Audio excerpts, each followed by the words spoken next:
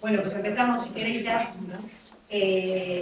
Yo creo que todos sabemos que estamos en un momento bonito, muy interesante en la Iglesia. Nuestro Papa Francisco abre a la Iglesia a la participación y a la escucha, entre otras muchas cosas, a través de este proceso sinodal que empezamos ya en octubre del 2021 con la fase diocesana.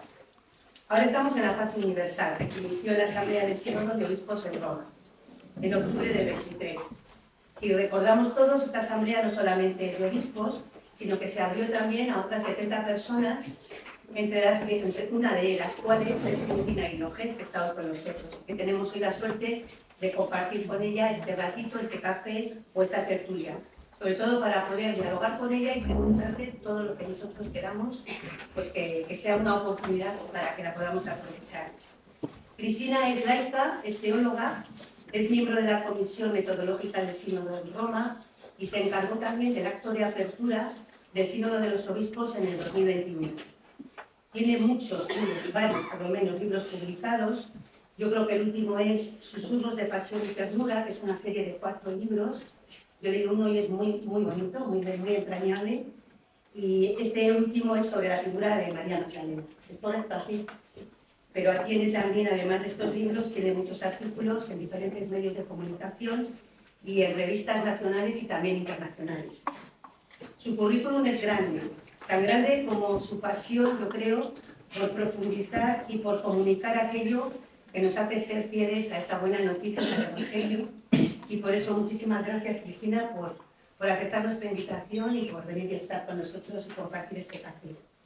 Me decía también, porque algunos se lo había preguntado antes, que el próximo domingo, quienes queráis, en el programa de Últimas Preguntas a las 10 de la mañana, va a haber una entrevista a Cristina que la van a hacer también en directo. O es grabado, pero bueno, pero podemos escucharla el domingo en la 2. ¿No? Entonces, como la convocatoria es un café tertulia, después pasaremos a un acto más formal de formación y demás, pero esto simplemente es algo muy informal. Todos podemos participar, se trata de dialogar, no esperéis que Cristina traiga preparada un discurso, sino que ella lo que va a hacer es responder a las inquietudes, a las preguntas, a todo aquello que queramos, pues eso, dialogar y preguntar. ¿Vale? Muchísimas gracias, Cristina. Y a lo mejor para comenzar y para entrar un poquito en calor hasta que nos vayamos así situando, nos podrías un poco contar qué es lo que hicisteis en esa asamblea en octubre, qué consistió, y así nos sitúas un poco en el momento y a partir de ahí abrimos el diálogo. Bien, pues empezaremos por ahí. Y gracias por esta acogida. Siempre me siento muy bien en Palencia cuando vengo. Y he hecho mucha publicidad de la diócesis de Palencia porque el equipo sinodal ha sido un equipo muy creativo y ha permitido que Palencia sonara mucho por la Secretaría del Sínodo y sonara mucho del Vaticano, porque fue una apuesta mía personal cuando empecé a ver los primeros materiales, el hecho de hablar mucho de vosotros como diócesis, como personas muy creativas. Y eso también ha hecho pues, que de alguna manera el vínculo, digamos, se haya estrechado un poquito más con Palencia. ¿Me oís bien? Sí. Bien. Vale. Intentaré no moverme por facilitarle las cosas aquí a los medios de comunicación, pero si alguien no oye algo, me lo dice y me acercaré un poquito de vez en cuando, ¿vale? Pues no tengo inconveniente. A ver, la asamblea fue en octubre, pero realmente estábamos convocados todos a final de... a ver, ¿puedes pasar ahí delante que tienes sitio? ¿Puedes ahí tienes un sitio? Fuimos convocados 3 días antes del inicio de la asamblea en sí, porque Francisco, que es un hombre de muchas ideas y muy creativo también, parece de Palencia también, pues convocó un retiro de 3 días antes del inicio de la asamblea, con muy buena idea. Primero, las mañanas teníamos lo que era el retiro, que eran 2 charlas muy cortitas, 20 minutos escasos de fimoterapia, que situaban muy bien las líneas de lo que luego íbamos a tratar en la asamblea. Y por la tarde lo que hacíamos era una especie de ensayo general de cómo íbamos a trabajar en la asamblea. que daros cuenta que era una asamblea sinodal nueva para todos. No todos los obispos se conocen entre ellos, evidentemente, pero bueno, tienen eso de que son obispos. Pero íbamos un grupo de personas que curiosamente desde el inicio fuimos definidos por lo que no éramos. Éramos los no obispos, que también eso tendrá su explicación algún día habrá que explicar, o tendremos que recibir la explicación, pero bueno, todo se andará. Y entonces nos teníamos que conocer antes de empezar a trabajar. Entonces, esos 3 días, el retiro por la mañana y esa, digamos, ensayo general por la tarde, pues la verdad es que permitió crear, y luego los ratos de las comidas, de las cenas y eso, pues permitió que nos conociéramos entre nosotros y que se agilizara luego mucho el proceso en lo que era propiamente la asamblea. Ya empezó la asamblea y bueno, la primera semana pues fue esto que todos nos mirábamos un poquillo así de reojo, ¿no? Porque os vuelvo a repetir que era un tiempo y una situación nueva, ¿no? Los obispos habían cedido parte de su espacio para que otras personas entraran. Y estas otras personas, pues entrábamos en un sitio que nunca habíamos pisado. Había mucha gente que había pisado el aula Pablo VI, pero no como miembro de una asamblea sinodal. Y eso cambiaba mucho la expectativa. Nuestra sorpresa fue que encontramos el aula Pablo VI tiene un sistema para tener sillas. Tiene un sistema que con unas sillas que se quitan y se ponen muy fácilmente. Pero hay 10.000 sillas. Y quitaron 3.000 para poder colocar las mesas redondas también por idea de Francisco. Había 39 mesas porque éramos 39 círculos menores, que son como se llaman, y estaban dispuestos por idiomas. Antes de ir, elegimos los temas en los que queríamos participar y los idiomas en los que podíamos hablar con soltura para poder participar y sobre todo por poder mezclarnos cuanto más mejor, ¿no? Y bueno, pues empezamos los trabajos en la asamblea y desde el inicio la frase que se oía siempre, cada vez que cambiábamos de tema, porque no trabajábamos el mes entero el mismo tema, sino que íbamos cambiando y cada vez que cambiábamos de tema, cambiábamos de círculo menor para poder tener más mezcla, digamos, también entre nosotros, se escuchaba una frase bien de Mario Bresch, que es el cardenal secretario general del sínodo, o bien del cardenal Hollerich, que es el relator, el que va al final a contar un poco como una especie de diario del sínodo, ¿no?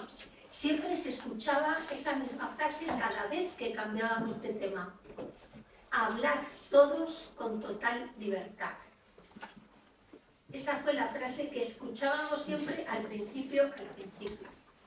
Fue un acuerdo tácito entre nosotros, es decir, no estaba escrito, nadie lo dijo en voz alta, nadie hizo una propuesta, pero allí nadie utilizó el título de nadie para dirigirse a nadie. Allí éramos Antonio, Pedro, Juan, María, Cristina, Ana, Felipe. Es decir, nos pusimos todos, puesto que estábamos en círculos, sin presidencia alguna, las mesas no tenían presidencia, decidimos que estábamos en un ambiente de iguales, ¿no? Chocó un poco al principio, pero bueno, al final los nombres suenan bonitos. Y suenan muy bonitos cuando los escuchas en tantos idiomas. Imaginaros que en esas 39 mesas era como una micro, vamos a decir, iglesia representada de todo el mundo, ¿no? Que había veces que íbamos con la acreditación así, en la acreditación iba la foto y debajo llevábamos ya desde el principio los círculos a los que íbamos a pertenecer, pero no sabíamos quién estaba en cada círculo. Entonces íbamos siempre con la acreditación así levantada, cuando sospechabas que el otro no sabía de dónde era, íbamos con la acreditación levantada para que todo el mundo pudiera ver tu nombre, ¿no? Fue muy interesante, nos sorprendió mucho, teníamos muchísimo trabajo. Trabajábamos mañana y tarde de lunes a viernes y los sábados toda la mañana.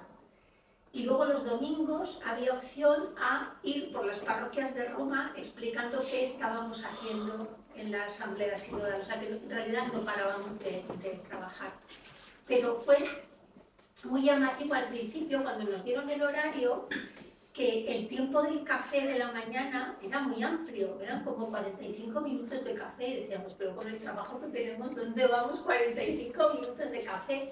Tuvo su razón de ser, porque eso en realidad seguíamos trabajando, lo que pasa es que trabajabas, hablabas con personas que no estaban en tu círculo y con quien no tenías a lo mejor posibilidades de hablar en otro momento.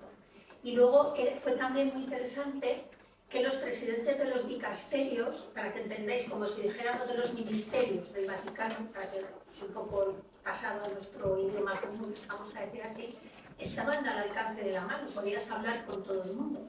Y por supuesto, Francisco, cuando trabajábamos en los círculos menores, él nos dejaba, no había nadie, estábamos ahí. Cuando llegaba la congregación general, que era cuando le contábamos a la asamblea lo que cada círculo había trabajado, propuesto, el acuerdo que había llegado, el documento, un folio que había generado y que era lo que se aportaba, entonces Francisco sí que venía y participaba, tenía opción de participar como uno más. Lo que pasa es que Francisco llegaba, si duraba un día o duraba día y medio, ese tiempo estaba siempre con nosotros. Entonces él llegaba una hora antes aproximadamente para que todo el mundo pudiera saludarle, verle, firmar libros, hacerse fotos. Claro, se dio una circunstancia que claro, nunca se había dado. Y era que había personas allí que estaban casadas, tenían niños. Y claro, ay, por favor, Francisco, es que mi niño mañana cumple 8 años, es la primera vez que no vamos a estar juntos, él está en México, está en Japón, está donde sea. ¿Le puedes grabar un vídeo? Entonces Francisco grababa vídeos de felicitación a los niños, a las madres que cumplían 80 años, a los hermanos de no sé qué. ¿Qué hacía? Es un hombre súper cercano, amable hasta que no os podéis imaginar, muy divertido, muy ocurrente, pero sobre todo es muy pastor. Es un pastor nato, pero nato. Y entonces eso se nota mucho en el trato que tiene con las personas. No había ningún tipo de filtro ni de protocolo para acercarnos a él, solo el sentido común de hacer una fila y dejar un espacio entre la persona que estaba con él en ese momento y el resto por mera educación, ¿no? Pero era lo único y eso fue una cuestión que se dio naturalmente. Pero fue muy, muy interesante, sobre todo el ambiente que se generó. Si me preguntáis qué ambiente había, pues os diré que había muy buen ambiente, lo que no significa que todos estuviéramos siempre de acuerdo en todo, porque entonces menudo aburrimiento de mes si todos hubiéramos estado de acuerdo. Pero es verdad que hubo buen ambiente y sobre todo permitió que conociéramos unos y otros realidades de iglesias que no teníamos idea, porque muchas veces para nosotros la iglesia acaba donde acaba nuestro límite diocesano y creemos que eso es la iglesia, ¿no? Pues no, eso no es la iglesia es mucho más, es muy rica, muy diversa, muy diferente y eso es algo muy enriquecedor si lo conocemos, si lo queremos conocer realmente y si queremos aprovechar esa riqueza en beneficio de todos, sobre todo en un momento en el que el mundo es tan global que estamos todos en todas partes. Es decir, antes éramos como más localizados todos, pero ahora estamos todos, viajamos mucho, cambiamos de país para vivir, para trabajar. Y entonces eso, la verdad es que es muy enriquecedor conocer esa diversidad, esa variedad de iglesia que tenemos. Metiéndome un poquito ya más en lo que es la hondura, ¿no? El significado de este momento que vivimos en la iglesia. Realmente hay un proceso, vamos hacia adelante. ¿Cómo armonizar, cómo armonizar por un lado la lentitud de lo que son los procesos, desde la diversidad tan grande que hay, como nos decías, y demás, cómo armonizar todo eso con la necesidad y a veces la urgencia de cambios necesarios pues, para ser primero creíbles y después buena noticia en este mundo, ¿no? ¿Cómo ir armonizando todo eso? A ver, primero se nos tiene que meter en la cabeza dos cuestiones que creo que son básicas. Una, la comunión hay que mantenerla, porque sin comunión, adiós. Pero la comunión no es uniformidad. Es decir, las realidades allí que se veían de las iglesias eran tan diferentes, eran tan distintas, que hay un núcleo que sí, que mantenemos en la comunión, pero habrá muchas cosas que serán mucho más relativas que tendremos que aprender a que sean diferentes. porque el intento de que todo sea igual, muchas veces hemos confundido con eso la comunión, ¿no? Y la comunión es otra cosa. Entonces, por una parte, asumir que comunión sí, pero uniformidad no, y por otra parte, pensar que efectivamente los procesos son procesos en todas las iglesias, pero no todas las iglesias caminan a la misma velocidad y no lo van a poder hacer. Por lo tanto, habrá iglesias que darán un paso en un año, que será estupendo, y habrá iglesias que darán un paso en 10 años y será igual de estupendo. Pero tenemos que pensar que una cosa es caminar juntos, pero también respetar las velocidades que es algo que está muy claro en el libro de los Hechos, ¿no? Y que hay cuestiones que se ven, pero que como las estamos nada acostumbrados a que nos los lean, hemos perdido la frescura, ¿no? Pero los procesos están abiertos. Francisco es un hombre de abrir procesos. Tengo serias dudas de que encuentre manos dispuestas a coger los procesos que está abriendo. Tengo serias dudas. Pero es un hombre que nos está enseñando una pedagogía muy práctica y nos está enseñando que tenemos que vivir en procesos, no en cuestiones de hoy para mañana, sino en procesos que nos permitan aprender, que nos permitan sumar, que nos permitan aceptar diferencias, que nos hagan pensar, que nos hagan crecer, que nos hagan madurar. Es un hombre que nos está enseñando esto. Tengo serias dudas de que haya gente dispuesta a coger el testigo. Es como una carrera de relevos. Entonces, que van corriendo y el de delante empieza a correr y el otro le pasa el testigo. Creo que Francisco va a una velocidad, pero no encuentra delante nadie con la mano, bueno, así, ¿no? Detrás la pone para coger el testigo. Esa es la duda que tengo. Pero los procesos están abiertos y creo que en este momento es una cuestión ya nuestra decidir si queremos que los procesos sigan o no. Porque lo que nos está enseñando Francisco es que ya no todo va a venir de arriba. Que somos nosotros que hemos aprendido durante el proceso de este sínodo, un proceso largo, que añadió un año, porque se dio cuenta que se necesitaba, y él nos ha hecho comprender primero que tenemos ideas, muy buenas ideas en nuestra cabeza y en nuestro corazón, que sabemos expresar las ideas, que no es fácil, muchas veces se pueden tener buenas ideas pero no las sabemos expresar, pero hemos descubierto que tenemos buenas ideas, que las sabemos expresar y que hemos encontrado un cierto gusto a eso de escucharnos, ¿no? Porque nunca nos habíamos escuchado. Entonces eso de escucharnos y ver que hay personas que han pasado por situaciones parecidas, tristes o alegres, porque aquí parece que el que no ha sufrido una cosa muy así, no. Tenemos que también aprender a contarnos las alegrías, ¿no? Que son buenas. Entonces, cuando hemos descubierto que otras personas han pasado por situaciones, repito, tristes y alegres, igual que nosotros, y cómo esas experiencias suman, cómo esas experiencias nos hacen crecer como personas y crecer como comunidad, eso es un proceso muy bueno. Y eso creo que ha calado, eso sí que ha calado, porque lo veo, porque viajo mucho y lo veo no solo en España, sino en otros sitios. Y eso me doy cuenta que está ahí, ¿no? Que hay como que el laicado, sobre todo el laicado, que es la amplia base del pueblo de Dios, ha captado que hay un antes y un después de este sínodo. Pero es cuestión nuestra no creernos que cuando llegue octubre de este año, el sínodo tiene que acabar, porque no se puede vivir permanentemente en sínodo, tiene que cerrarse cronológicamente. Cuando se cierre en octubre, que nadie crea que esto ha acabado ya, sino que es momento de empezar, o mejor dicho, seguir con el proceso sinodal, porque la Iglesia no será sinodal en octubre, no lo vayáis a pensar. La Iglesia no será sinodal en octubre, sino que seguirá permanentemente haciendo sinodal. Con muy buena idea, el jubileo del 2025, el jubileo de la esperanza, que ya tiene los materiales, el año pasado ya había que haber preparado algo, este año es el año de la oración, sigue marcando la línea de la eclesiología del pueblo de Dios, de la eclesiología de comunión, que es algo así como si hemos ido andando por un camino en el sínodo y de repente vamos a llegar a una plaza, que va a ser la plaza del jubileo, que va a ser nuestra plaza del encuentro, ¿no?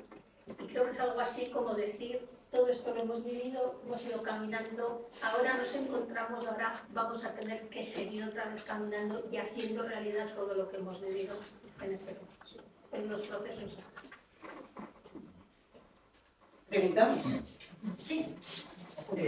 Yo creo que uno de los problemas mayores que hay ahora con el sínodo es que el sínodo de la Iglesia alemana no está siendo admitido en la forma y manera como parece ser que los alemanes que están en ese sínodo lo quieren, incluso el presidente de la conferencia episcopal. Y hoy leía yo en Herder Correspondence que habían firmado 50 teólogas de todo el mundo, donde no están de acuerdo con el puesto que están dando a las mujeres en la Iglesia, ¿no? Y entonces, eso me gustaría que reflexionases un poco sobre ello. Vaya por delante que yo ese documento no lo he firmado. No digo podemos estar... No. Hay que dejar las cosas claras.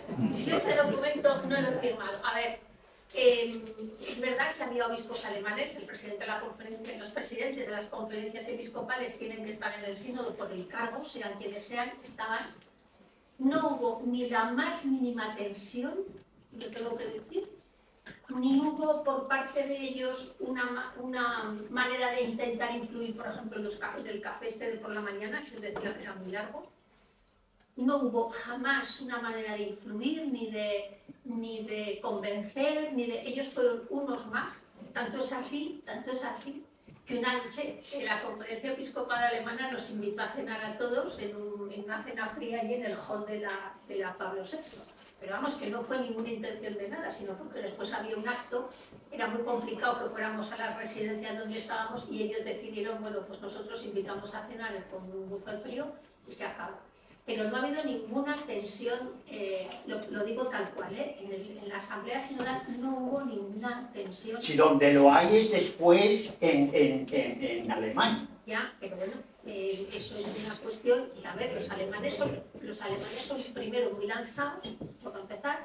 Segundo, es una iglesia muy peculiar, desde el siglo XVI, pero también es verdad que los alemanes hacen mucho ruido, pero quien coge las nueces son los franceses, sin levantar la voz.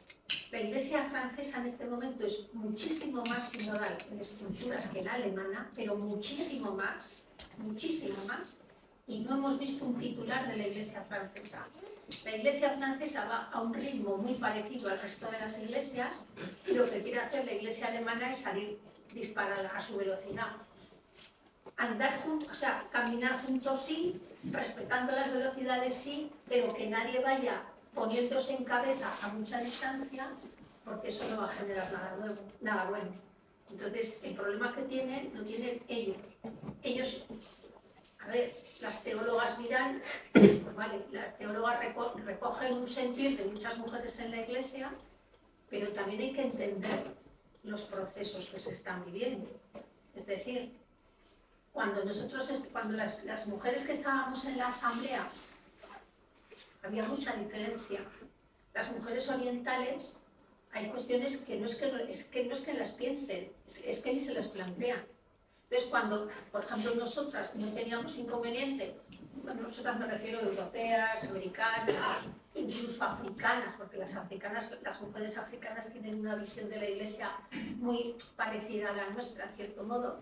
Pero cuando tú veías a las orientales, que llegaban, ellas, el hall del aula Pablo VI es tremendamente grande, no os podéis imaginar lo grande que es aquello. Bueno, ellas, por ejemplo, estaban al fondo del hall y llegaban los obispos y demás de sus iglesias, estuvieran donde estuvieran, aunque estuvieran de espaldas, se giraban, porque alguna de ellas lo veía y se daban la vuelta, y su gesto era este. Cosa que nosotras no hacíamos. Es decir, también entre las mujeres había mucha diversidad y mucha diferencia, que tiene mucho que ver con lo cultural. Ellas no se plantearán ciertas cosas, las alemanas van a velocidad de crucero, no más que de crucero. Y luego hay gente allí que piensa de otra manera. Pero no te puedo decir ni blanco cerrado ni negro cerrado, que es la realidad que hay.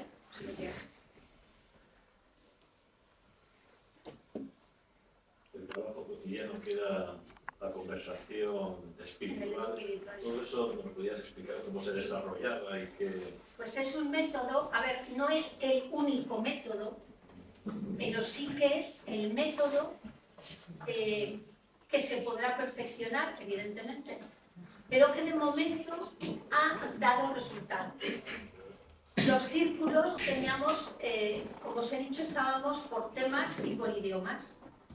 Entonces, como durante todo el verano, quienes íbamos a ir a la asamblea habíamos estado preparando los temas que habíamos elegido, teníamos que llegar allí con nuestros deberes, vamos a decir así, hechos. Entonces, la conversación consistía, el primer día que empezábamos un tema, normalmente duraban una semana aproximadamente, consistía en que cada uno, cada miembro, fuéramos lo que fuéramos, laicos, cardenales, lo que fuera, teníamos cada uno 3 minutos para exponer lo que nosotros traíamos elaborado. 3 minutos cada uno. Cada 3 personas que hablábamos se paraba 4 minutos. Hablaban otras 3 personas, cada una 3 minutos, y se volvía a parar 4 minutos. Estábamos una media 10, 11 personas en las mesas.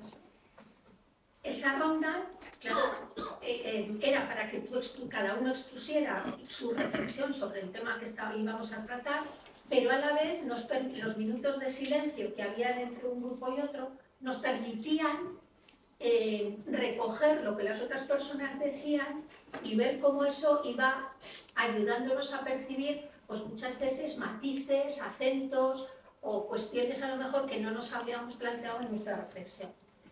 La segunda ronda era exactamente igual, 3 minutos cada uno y 4, bueno, y cuando acabábamos todos había 5 minutos, entonces, pero silencio, os garantizo, silencio sepulcral, ¿eh?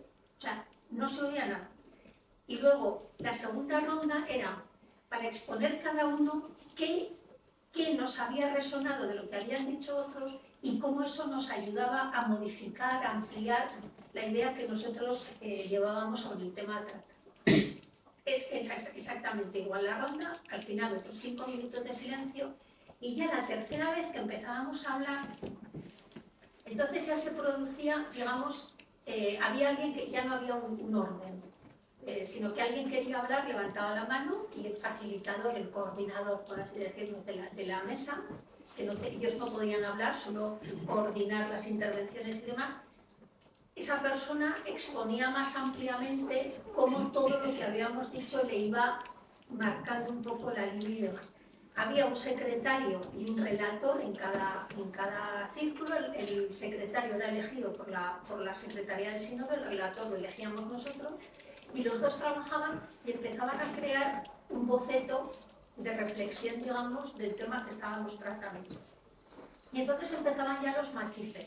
Y ahí es donde llegaba el momento de los consensos, que eso duraba 2 o 3 días, porque claro, ya los consensos no es renunciar a lo que tú expresamente crees, sino que es integrar lo que la otra persona te está diciendo y entender que esa persona tiene un porqué para pensar de determinada manera. Entonces, el consenso no es renunciar y ponerte de acuerdo por mayoría, porque no era eso, sino entre todos gestar, vamos a decir así, una reflexión donde entrasen las maneras, los distintos puntos de vista, los distintos acentos, los distintos matices. Yo, por ejemplo, estuve hablo de mi experiencia personal, pero es esa. Estuve en un grupo de italiano que todos hablábamos italiano, pero solo uno era italiano. Y fue muy interesante, porque resulta que había un portugués que, por ejemplo, como forma de pensar, pues con el italiano y conmigo éramos los más afines culturalmente. Luego había un obispo de Mozambique que era un tipo genial, pero genial. Y luego estaban obispos y vicarios generales de países que fueron los países del telón de acero, para que entendamos todos un poco así. Claro, por ejemplo, yo en ese círculo cambié mucho de opinión y mi visión de la Iglesia, porque yo no sabía la realidad que viven. O sea, sé más de África que de un país que estamos a hora y media de vuelo. Entonces, cuando ellos te cuentan la realidad de sus iglesias, yo entonces me di cuenta que evidentemente yo ya no podía hablar, y no hablaré más de la iglesia europea, hablaré de la iglesia del sur de Europa, de la iglesia del norte de Europa y de la iglesia del este de Europa, siempre de rito romano, me refiero.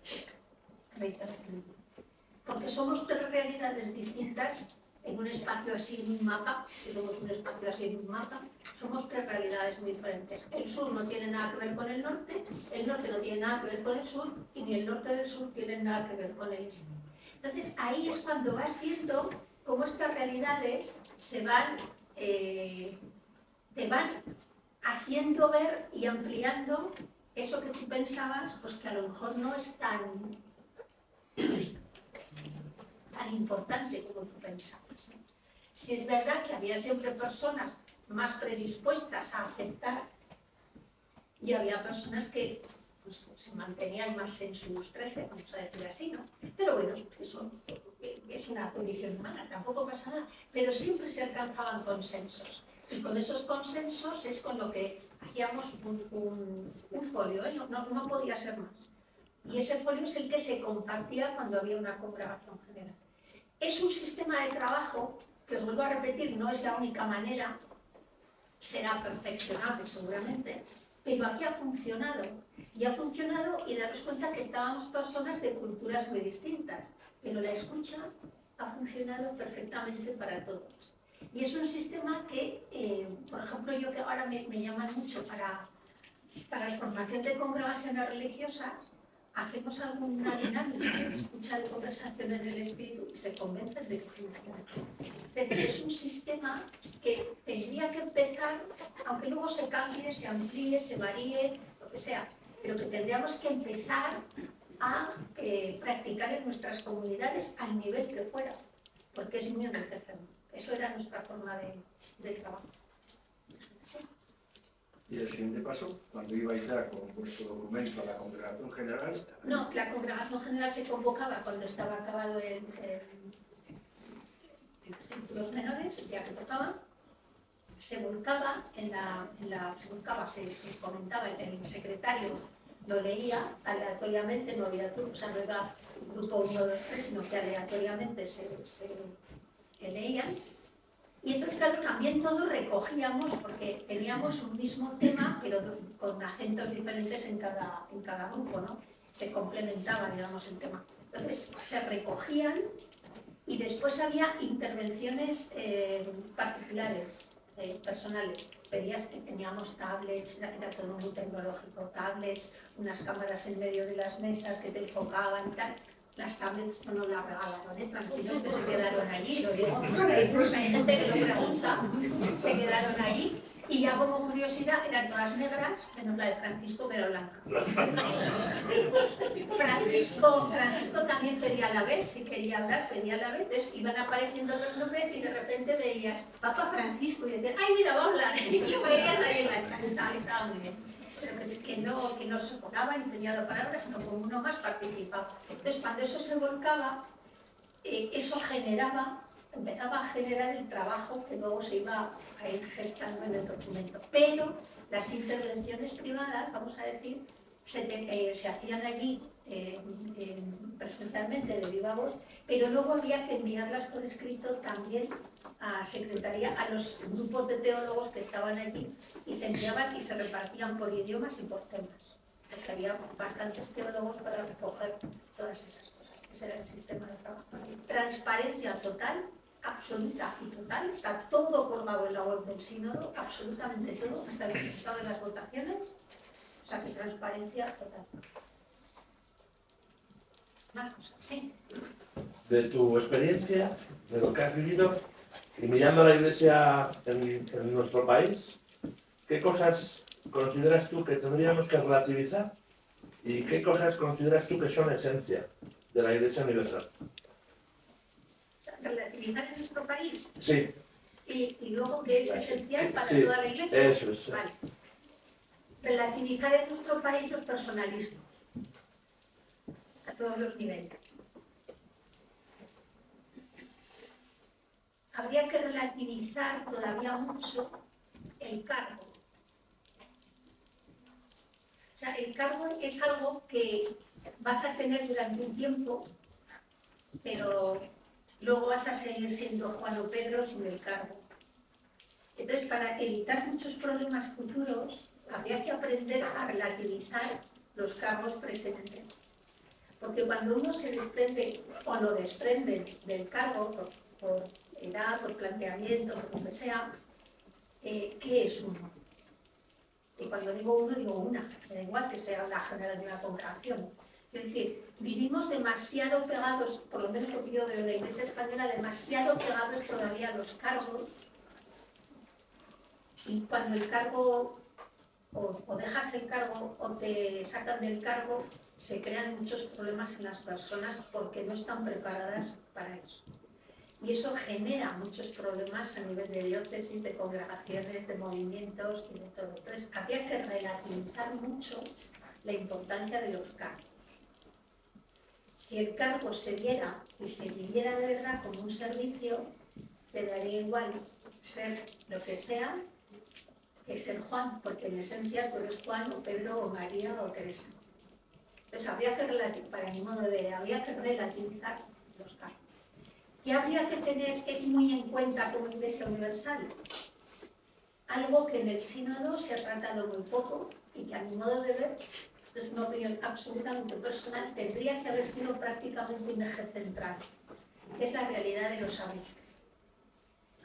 Porque la realidad de los abusos afecta a todo el mundo. O sea, hay sitios donde todavía no han salido porque no han empezado a levantarse las escritas de la alfombra, pero eso es esencial, porque aunque la parte humana de la Iglesia nunca será perfecta, porque somos humanos, pero por entendernos, aunque consiguiéramos tener una Iglesia humanamente perfecta, la realidad de los abusos, si no la abordamos bien, definitivamente, nos quita toda la credibilidad que podamos tener. Y sin credibilidad, si no tenemos credibilidad, la misión, la evangelización y el rostro de Dios es como si no fueran nada. Porque al no tener credibilidad, ¿qué misión tenemos? ¿Qué evangelizamos? ¿Y qué rostro de Dios presentamos? Entonces, a nivel universal, ese es un tema que hay que abordar con educación y valentía. Más cosas. ¿Alguna propuesta que te hubiera gustado que hubiera aparecido y que no ha aparecido, de las que estamos ahora trabajando?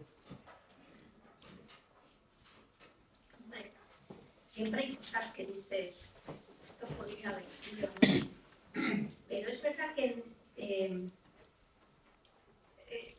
tenemos que olvidarnos de qué es la propuesta que yo quiero, porque es la Iglesia Universal.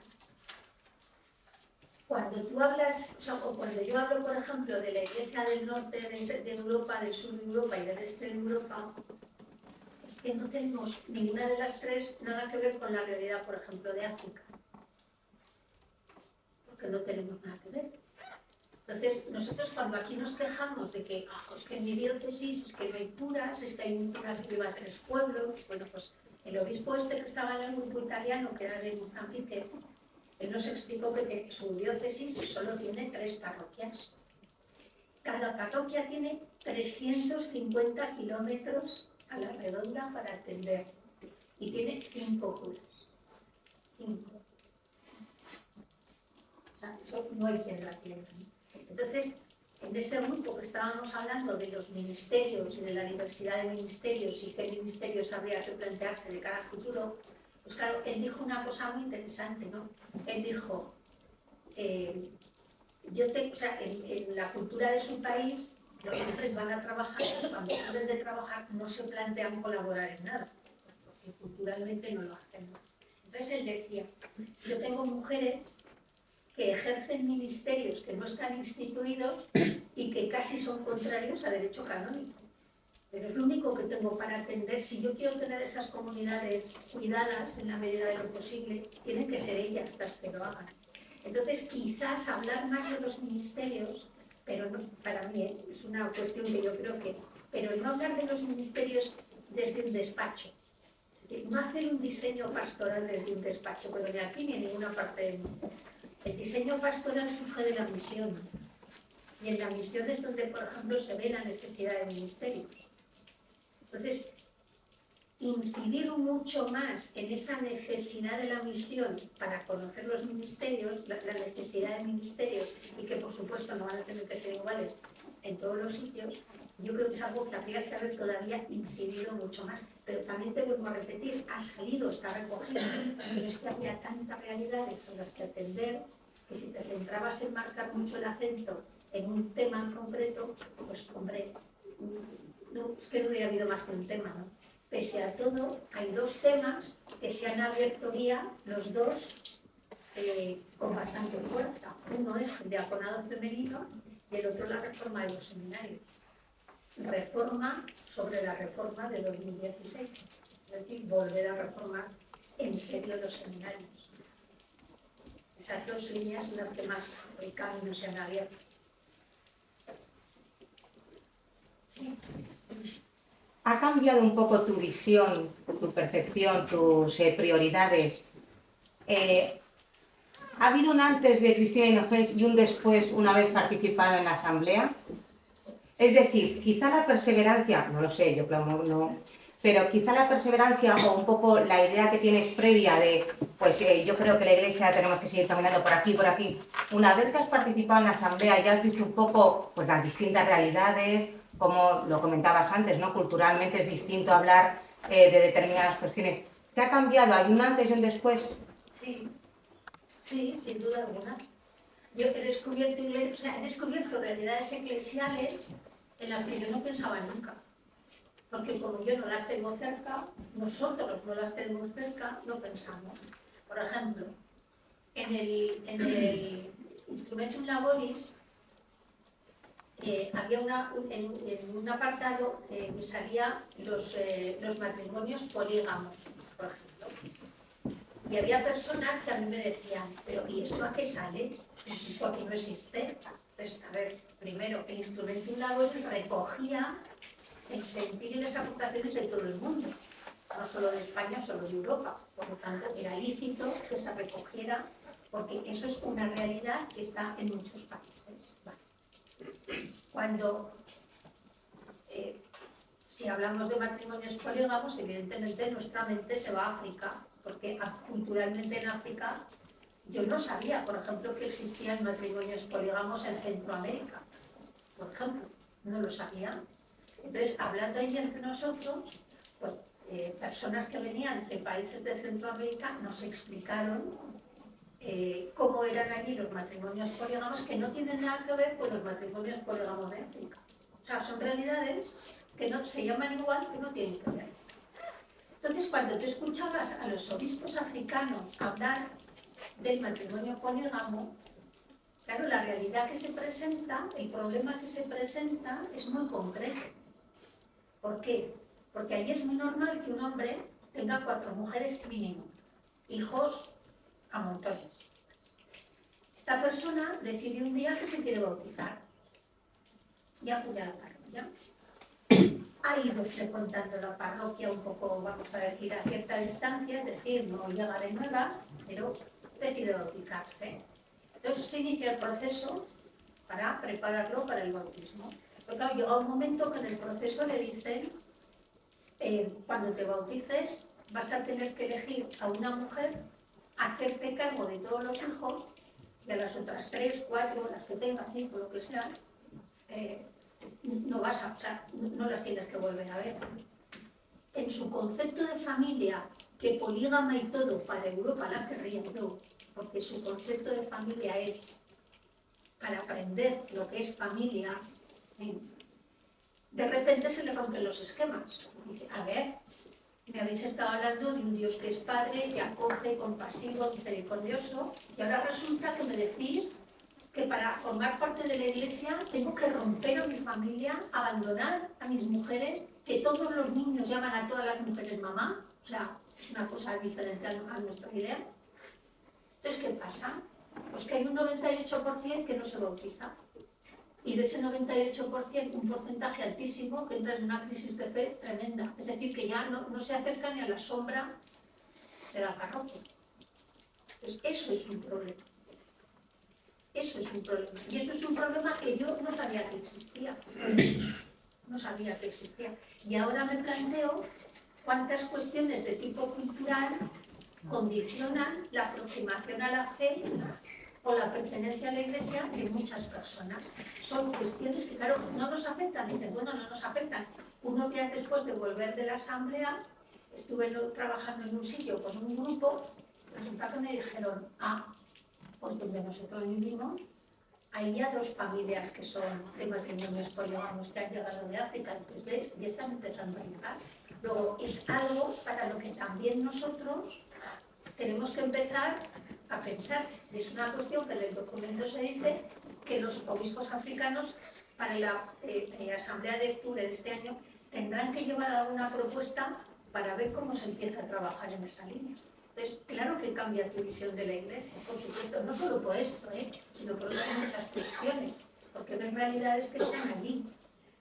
Por ejemplo, cuando yo escuché hablar a los obispos de los países de Europa, que el Estado no les da €1 para sus curas, que no tienen dinero y que los curas literalmente no cobran sueldo y que ellos tienen que fiar a las comunidades el mantenimiento de los curas, como tienen que fiar el mantenimiento de los seminaristas, porque ni siquiera tienen el edificio del seminario, yo me cuestioné muchísimo para qué sirven los obispos en Europa reunidos en asamblea en Bruselas. ¿Para qué sirven? Si no atendemos a estos que los tenemos a una hora diaria, 1 hora y media diaria, pues son cuestiones que a mí me han hecho cambiar y que me han hecho cuestionarme algunas realidades. Claro, es que si estás allí y sales como has entrado, yo no serviría para eso. Yo no serviría para eso, pero claro que cambia tu manera de ver. Tienes la realidad allí. Una pregunta un poco simplona, pero la recepción del documento síntesis del sínodo nos ha llegado, y a la hora de pensar cómo trabajarlo en los equipos sinodales, en las parroquias y tal, pues nos ha parecido pues un documento denso, largo, complejo, para poderlo trabajar con cierta normalidad. Pues se supone que esto lo habéis hablado, lo habéis dado vueltas, lo habéis pensado y tal. Lo cierto es que es muy complicado trabajarlo. Y según las preguntas y las cuestiones, pues bueno, vamos a trabajar en una parte, por lo menos para aportar lo que se puede entrar. No podéis saber, bueno, seguramente lo habéis reflexionado mucho, pero pensábamos, por ejemplo, que podría haber todos los documentos, uno más denso, como es el que hay, y otro más sencillo, donde tuviésemos más personas para acceder a él y comentarle, o por lo menos leerle para luego comentar. Eso es lo que, parte de lo que nos ha pasado. El 29 de octubre fue la misa de clausura, voy a ir un poco hacia atrás. El 29 de octubre fue la fecha de clausura, de la celebración de la Eucaristía de clausura de la Asamblea. El 27, vamos a saltarnos el 28, pero luego volveremos, os lo digo para que veáis cómo fue la recta final. El 27, con todos estos documentos que íbamos generando, las aportaciones personales, todo eso que recogían los teólogos que estaban... El 27, a las 12 de la mañana, nos entregaron el borrador del documento. A ver, en el Vaticano solo se habla inglés y tuvieron la deferencia de hacer una traducción, digamos, buena al italiano, y luego a los otros sí, había 5 idiomas oficiales: inglés, italiano, francés, español y portugués. Entonces, el inglés y el italiano eran traducciones hechas, digamos, a mano, por traductores en condiciones, y los otros idiomas que ponían en una marca de agua en el documento traducción automática, es decir, metida en un traductor porque no había tiempo en material de traducción. El 27, a las 12 del mediodía, nos dieron el borrador. Nos lo teníamos que leer para las 3:30, que es cuando empezábamos ese día. Entonces, leed un documento, subraya, señala, bueno. Éramos 39 círculos, cada círculo aportó una media de entre 40 y 45 modificaciones, matizaciones, cambios, añadir, quitar, poner, subir, bajar. De los multiplicar 39, vamos a poner 40, vamos a cerrarlos en 40. Pero luego, a nivel individual, enviamos 1.251 aportaciones. Todo eso, al día siguiente, o sea, quiero decir, ¿cómo trabajamos esos últimos días? Eso fue el 27. El 28, a las 12 del mediodía, teníamos el nuevo documento, que es prácticamente similar a lo que tenemos ahora, No, el 26 fue el borrador, el 27 tuvimos el documento a las 12 del mediodía y lo teníamos que discutir a las 4 de la tarde. Era ya el mismo número de capítulos y el mismo número de puntos. Lo discutimos, aún se puso alguna, pero vamos, que ya eran matizaciones del lenguaje muchas veces por las traducciones, pero vamos, fueron muy poquitas cosas. Pero es que al día siguiente eso ya lo teníamos en un formato, digamos, definitivo, y entramos a trabajar, por la mañana estuvimos trabajando también en el documento, hablando entre nosotros y demás, pero entramos a trabajar, si no recuerdo mal, a las 3 de la tarde, el 28, hasta las 10 de la noche, porque el documento se votó párrafo a párrafo. Párrafo a párrafo. Yo sé que el documento es denso, y lo sabemos todos. Y el documento ha perdido la frescura del instrumentum laboris, ha perdido la frescura. Ahora, que si llegáis a ver el borrador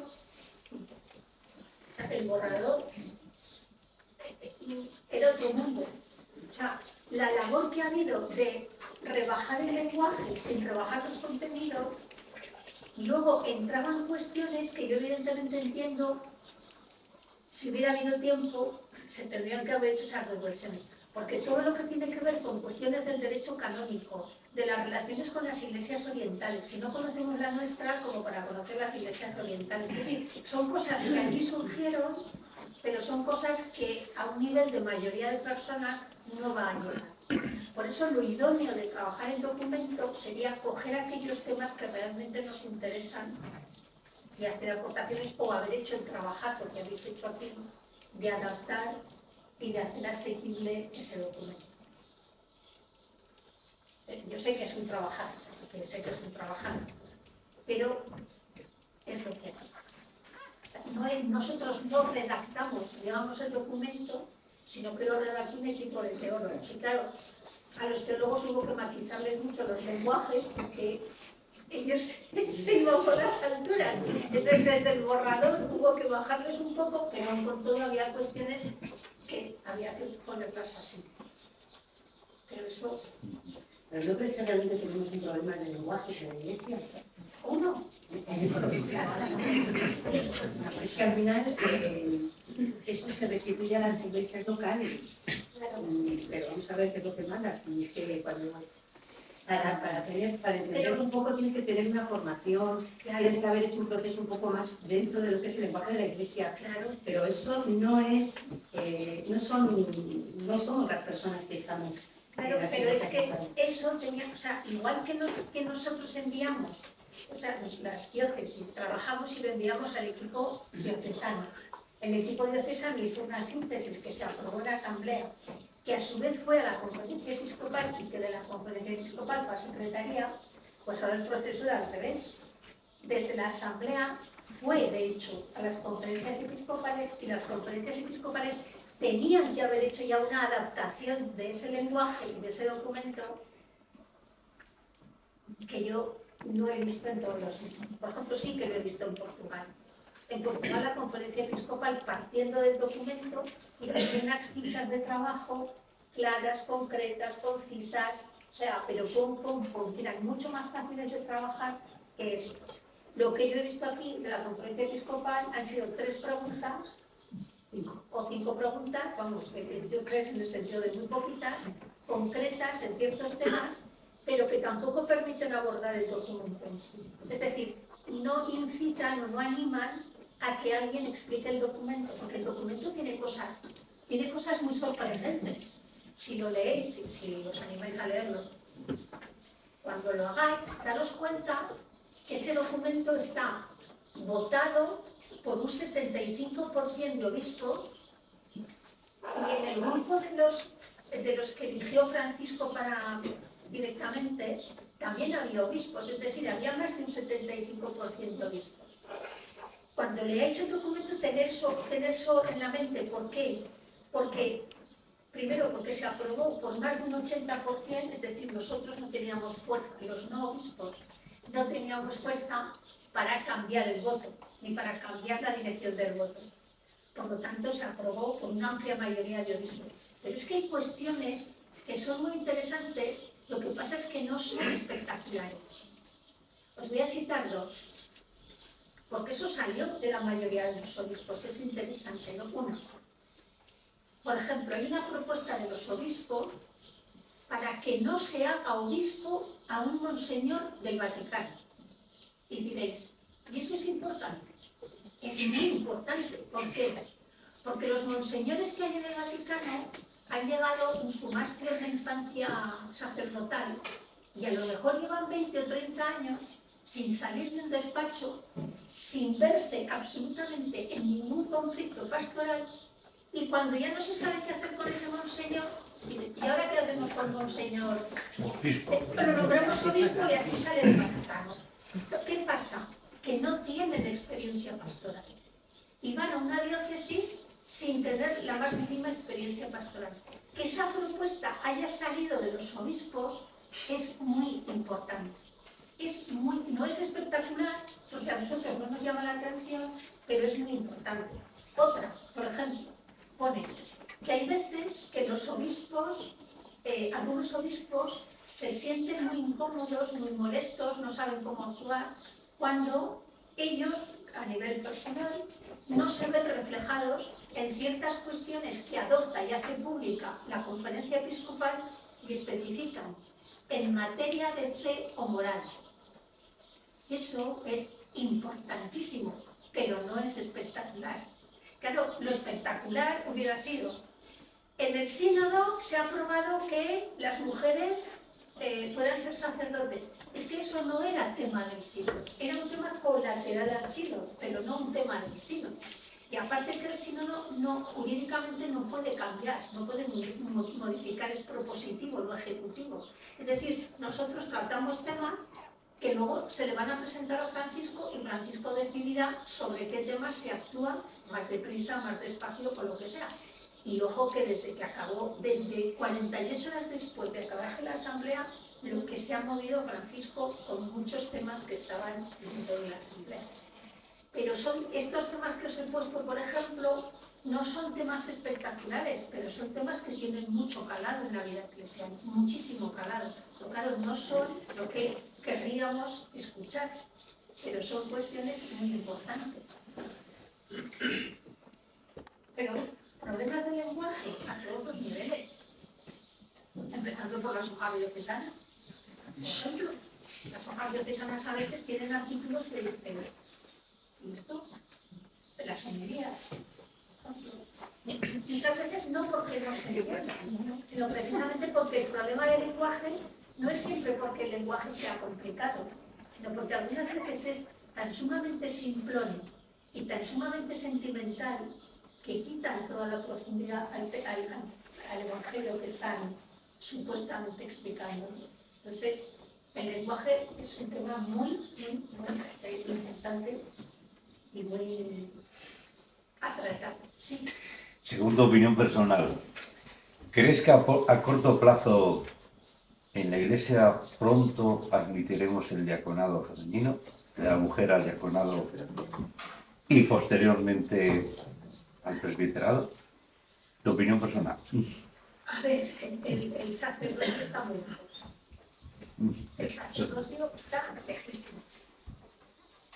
A ver, el diaconado, es que yo creo que hay un problema. Hay un problema de lenguaje. ¿Por qué? Porque cuando se habla del diaconado femenino, se da por hecho que es el diaconado permanente.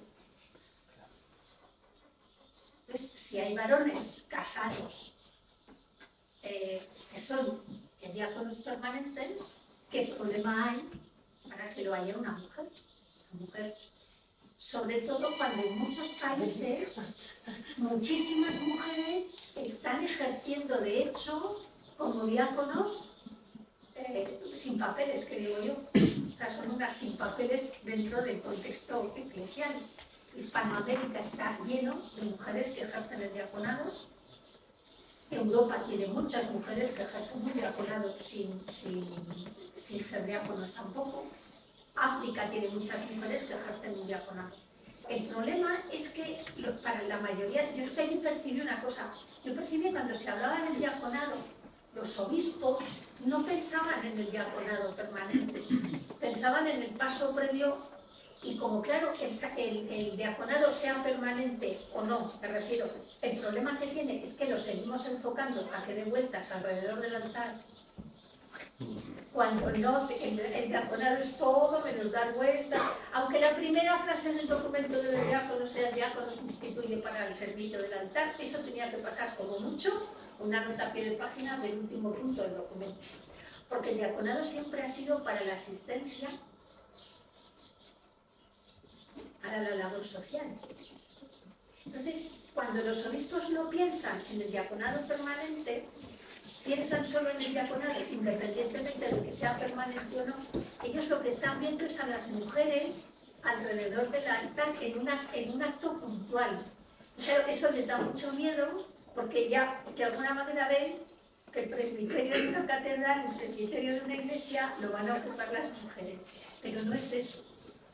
Entonces, el problema viene por un problema de lenguaje que no se expresa bien y por una percepción del diaconado bastante puntual cuando no tenía que ser así. Muy interesante.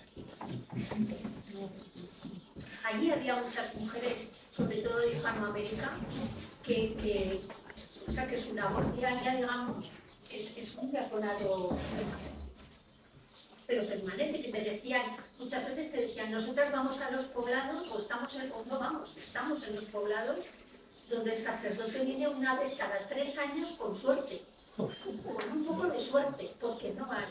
Entonces, claro, ellas decían, tú llegas allí y ¿qué haces? Los tienes 3 años sin que se casen, los tienes 3 años sin que... Pues no, tienes que asistir a unas realidades que están ahí, aunque luego tengan una formalización, digamos, pero en realidad, y te lo dicen, pero estas mujeres no están alrededor del altar, ni mucho menos. Sí. Bueno, muchísimas gracias por la claridad, sinceridad y tranquilidad con la que estás hablando. Es que no hay que ponerse nerviosa para sí, bueno, depende de los pueblos, ¿Sabes? Hay veces que la tensión un poquito podría... Bueno, me da la sensación que estamos dando vueltas alrededor de un tema, de un pastelito, un elefante, de esos que dicen los americanos, ¿no? El elefante que está en medio del salón, pero de que nadie habla, ¿no? Se ha comentado el tema de la vivencia de la sexualidad en el sínodo. El elefante, ¿no? Sí, ¿se ha comentado ese tema? Sí, a ver, la vivencia de la sexualidad como tal no, porque tampoco era un tema, pero salió la realidad de las personas LGTBI porque estaba dentro del instrumento laboral. Se rechazó bastante, una cosa es que hablar con calma que también es precisa, ¿no? Es verdad que mayoritariamente, sobre todo en países, continentes como África, Asia, Europa, la Iglesia occidental es Europa y América de arriba abajo, porque nos hemos mezclado mucho estudiando y demás, entonces somos una iglesia occidental. Digamos que en el resto, sobre todo en África y en Asia, había mucho rechazo a que aparecieran las siglas LGTBI. Cuando tú escuchas, pero escuchas de verdad, ¿por qué rechazan esas siglas? Entiendes que tienen razón para rechazar las siglas, pero no se cierran a esa realidad en sus países, que muchos la están descubriendo y en muchas iglesias está empezando a salir, porque daros cuenta que en África hay países donde solo decir que eres te corta la cabeza. Por lo tanto, pero que están en la línea de aceptar, de acoger, de integrar con normalidad, lo dice el hecho de que, negándose a que aparecieran esas siglas, aceptaron que apareciera una expresión, personalmente creo que es muchísimo más amplia además, porque aceptaron que apareciera la expresión diversidad sexual y de género. Es decir, eso es un consenso, eso es un consenso. Renunciamos a que aparecieran las siglas LGTBI, pero dimos entrada a otra expresión que acoge con mucha más amplitud además esa realidad, que es la diversidad sexual y de género. Si a eso te refieres con hablar de sexualidad, hasta ahí llegamos, a más. Pero hasta ahí llegamos. Y además, quiero decir que se entendimos todos por qué se negaban y luego vimos, era una muestra muy clara y muy evidente de cómo se alcanzaba un consenso. Entonces, sí, si a eso te referías, sí que se habló. Sobre todo iba en el tema de, tenemos hablado del tema de la presencia de la mujer en la iglesia. Acaba de sacar el tema de LGTBI, diversidad sexual, ¿no? Antes has citado otro que no me viene a la memoria, el tema de los abusos, el tema del matrimonio y tal. Al final son temas que están dando vueltas alrededor del elefante, que el elefante es cómo vivimos nuestra experiencia de sexualidad. Y ese elefante está ahí presente. Es una realidad que ahora están abordando muchísimo las congregaciones religiosas, por ejemplo. Se está abordando más desde la vida religiosa que desde la vida diocesana, que nos está abordando.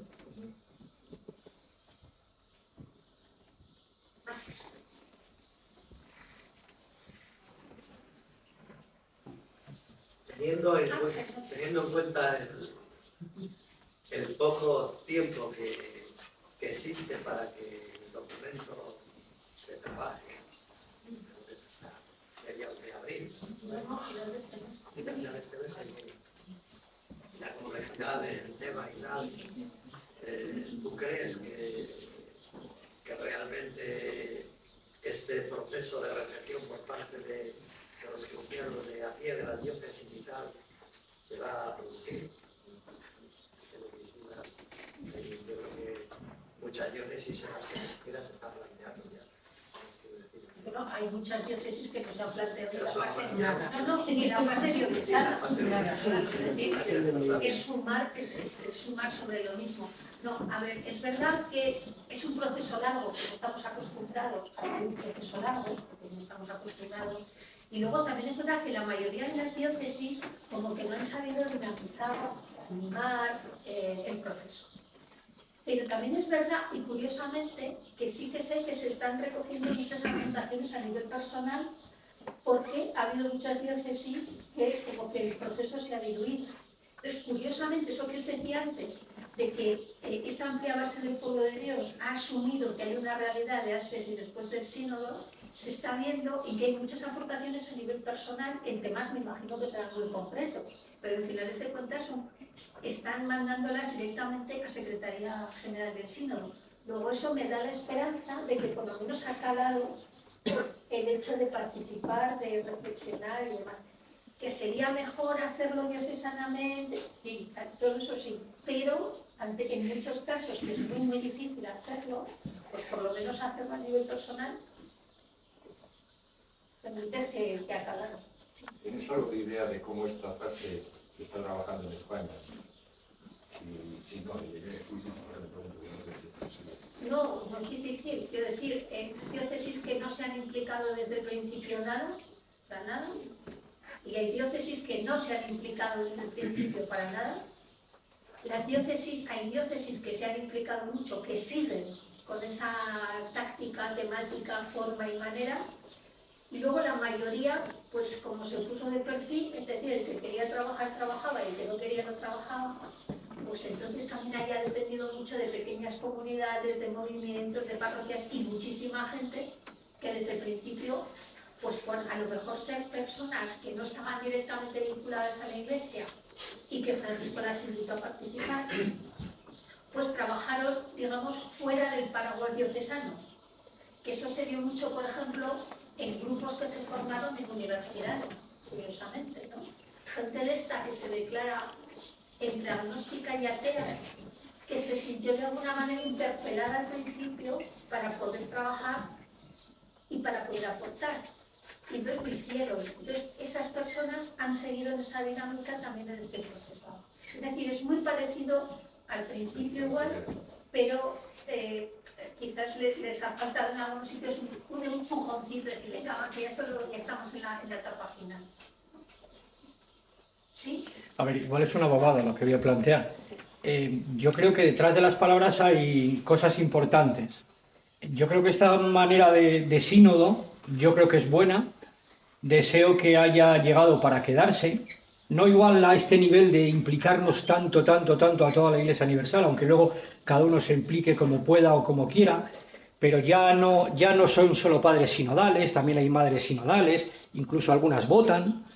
Entonces, yo no sé si la palabra sínodo de los obispos igual ya la tenemos que cambiar. ¿Lo vamos a seguir llamando sínodo de los obispos o lo vamos a llamar de otra manera que no sé cuál es?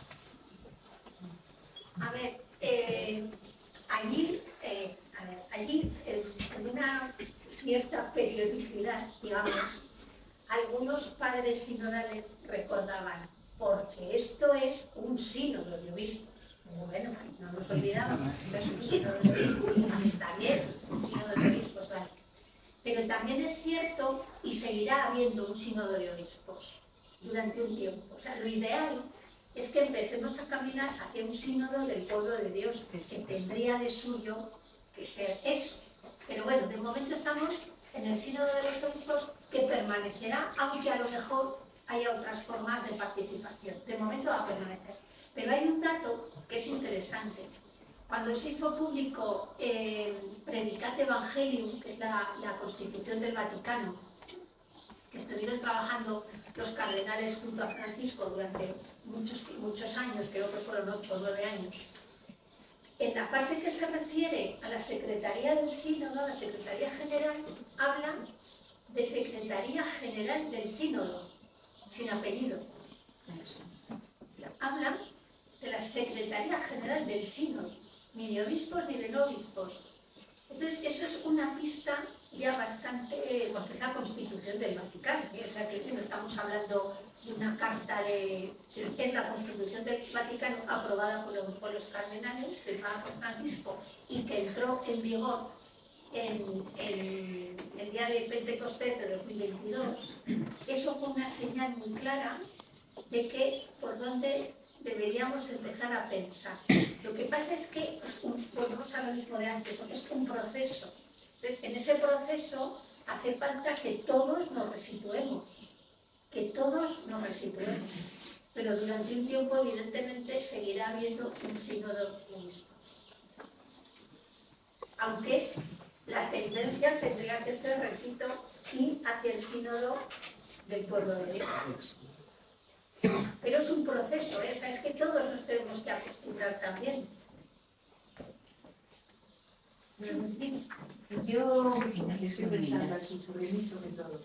En este proceso, ¿cómo quedan, por ejemplo, las madres solteras, las mujeres separadas y vueltas a casar en este camino?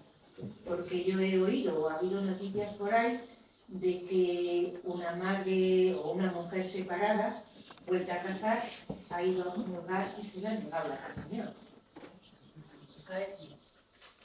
O no se las deja participar en cofradías o en cosas relacionadas con la iglesia. Sí, a ver, sí que salió el tema, evidentemente salió, se ha recogido, se habla de mucho y hay cuestiones que ya se van resolviendo.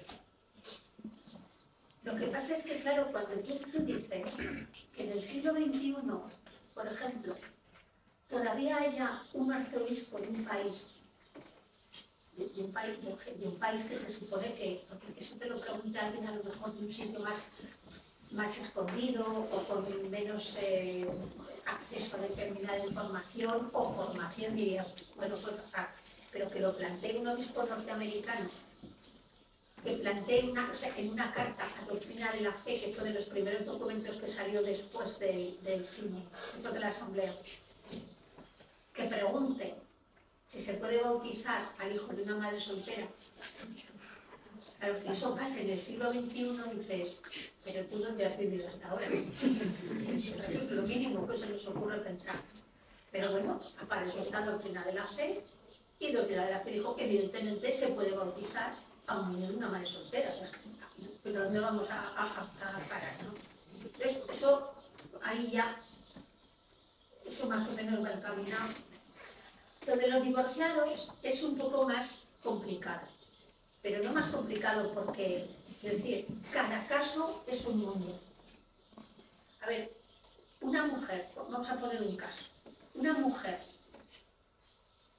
a la que su marido le ha pegado palos hasta las pestañas, que lleva separada o divorciada, me da igual, 10 años, que conoce a una persona y que puede reiniciar su vida después de superar todo lo que supone eso, que puede empezar a rehacer su vida, a confiar en otra persona, a crecer junto a otra persona. ¿De verdad puede pensar alguien que haya adulterio después del divorcio? O sea,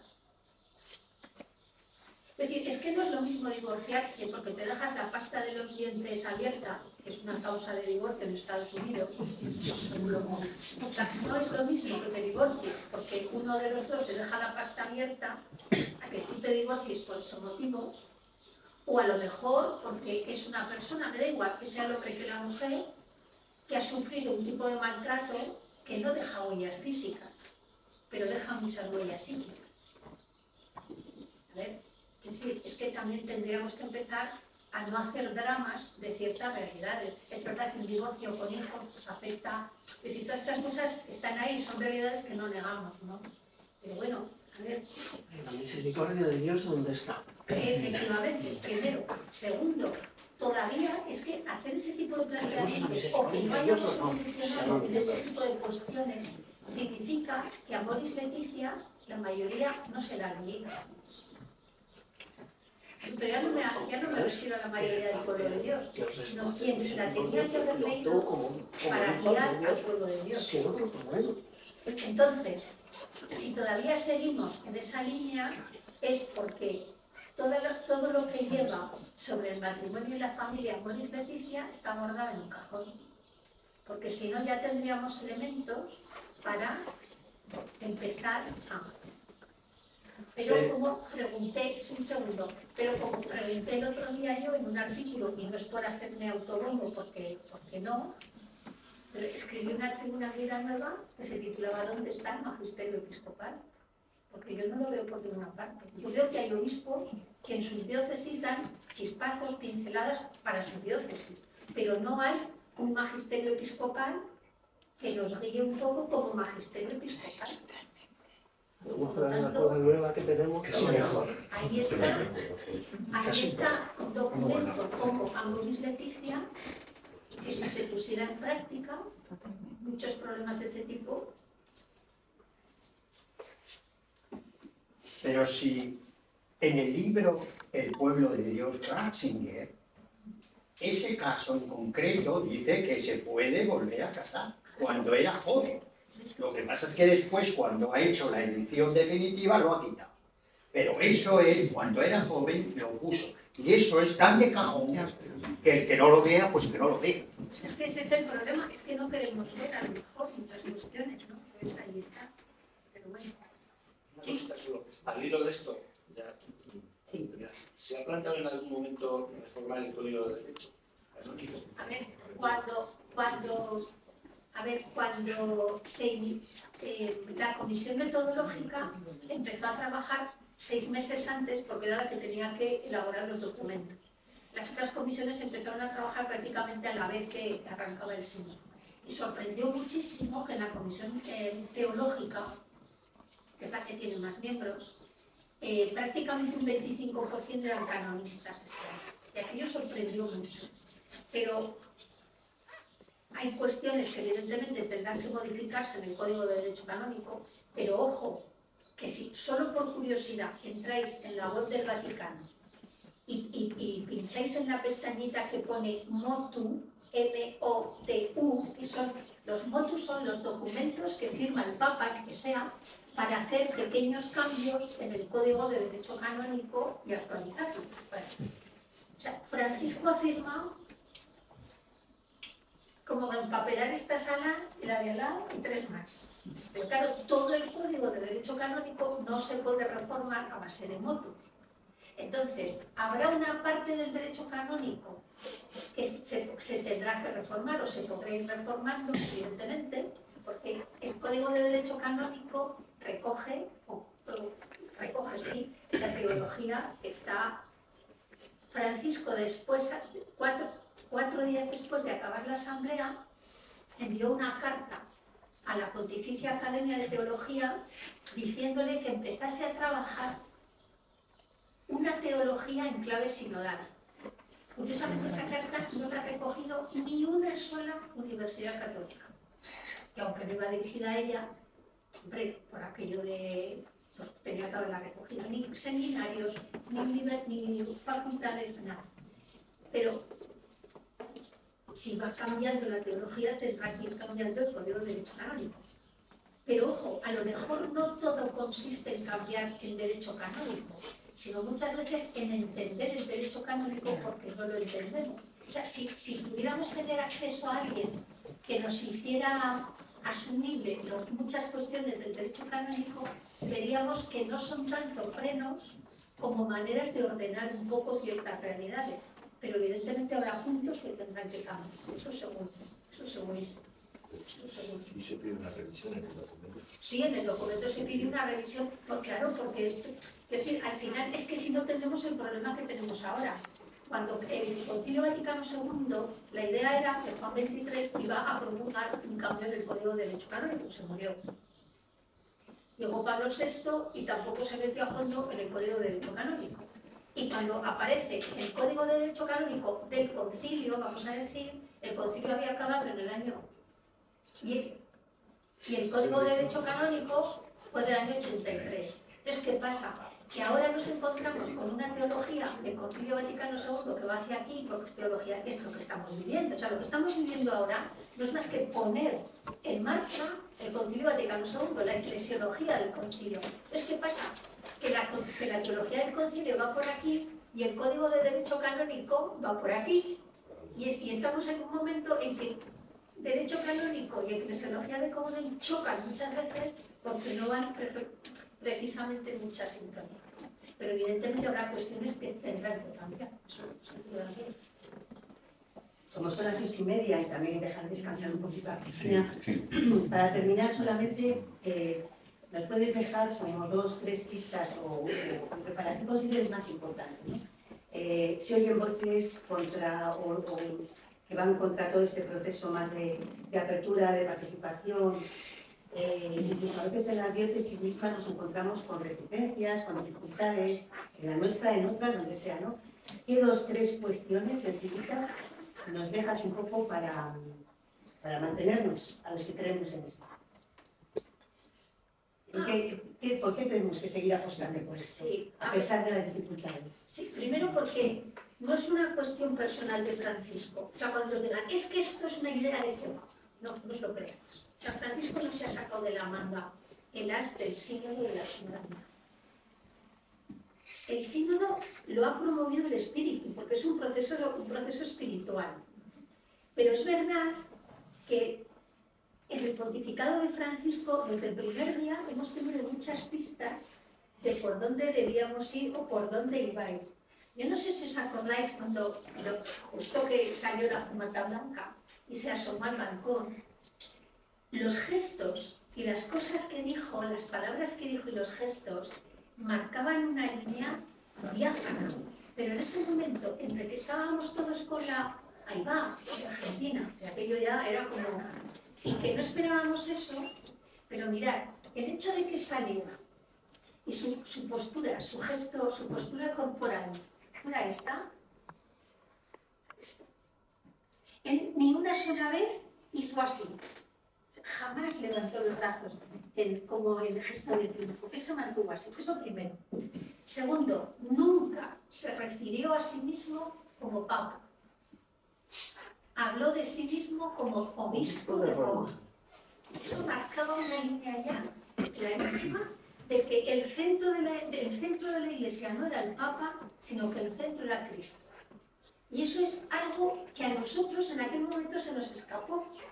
Como se nos escapó, o nos pareció en todo caso pintoresco, pero no alcanzamos a ver la profundidad, y eso si podéis, eso está en internet, busquéis en YouTube y veréis.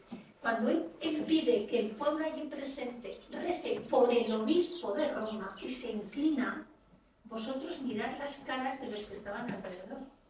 No sabían si inclinarse, si darse la vuelta, si salir corriendo, si cerrar los ojos para decir que no me entero de nada. O sea, vosotros dijo que es el pueblo el que me tiene que bendecir. Claro, pues eso. Bendecirme a mí. Pues eso, la bendición que dio. Pero eso, que en aquel momento estábamos todos tan, no sé, como tan chocados así de decir, y no sabíamos, pues todo eso era una línea de lo que iba a venir.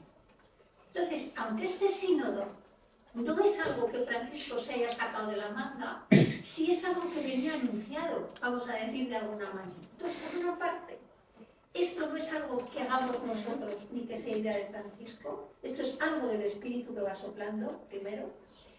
Segundo, no perder la esperanza, porque pueden pasar muchas cosas, o sea, vamos a ser sinceros, a Francisco le pueden quedar, aparte de los deseos de algunos, 2 años, no sé, igual vive 10, ojalá, os puedo decir, que la vida no la tenemos comprada ninguno. Yo decía, aquí por ser más joven o más mayor, nadie tiene la vida comprada. Pero estamos asistiendo al final de un pontificado. Entonces, daros cuenta solo de dos cuestiones. Imaginaros que aquí está Juan 23 y aquí está Francisco. Bueno, sin Juan 23 no hubiera habido Francisco, y fijaros si hace tiempo que se murió Juan 23, pero sin Juan 23 no hubiera habido Francisco, y sin el siguiente a Juan 23, que fue Pablo VI, tampoco tendríamos este signo. Es decir, primero, no somos nosotros, es el Espíritu el que está haciendo vía. Segundo, pueden pasar muchas cosas, pero se van resituando y la situación de ahora no es la misma que la del Vaticano II. Cuando el Vaticano II había que esperar 24 o 48 horas para que nos llegara una noticia, ahora la estamos viendo en tiempo real. Con todos los inconvenientes que puedan tener las redes sociales, internet y demás, también tiene una parte buena que nos permite ver si queremos. Y en tercer lugar, estamos en un proceso. Ningún proceso es cambio de la noche a la mañana. Y no es por desanimados. Estamos en un cambio de época, por eso es tan convulso todo, la sociedad civil y la eclesial, la formamos las mismas personas, y ninguno de los que estamos aquí veremos cómo se sale del cambio de época. Eso ya, no es por echaros un jarrón de agua fría, no lo veremos ninguno. Pero eso no quita para que seamos corresponsables y adultos en la fe y creamos, no que tenemos que solucionarle la Iglesia a la generación siguiente, porque cada generación aportará, pero sí únicamente por corresponsabilidad mostrarles que el cambio es posible y que se puede hacer. A ver, una tortilla sin romper huevos no se puede hacer, pero el cambio sí que se puede hacer procurando no dejar muchos heridos en el camino y estando siempre atentos a acogerlos cuando se quieran incorporar. Por lo tanto, confiar en el Espíritu, esperanza, que pasan muchas cosas en el tiempo, pero están, y que tenemos que acoger incluso a aquellos que en este momento se muestran más discrepantes. Vamos a decir así.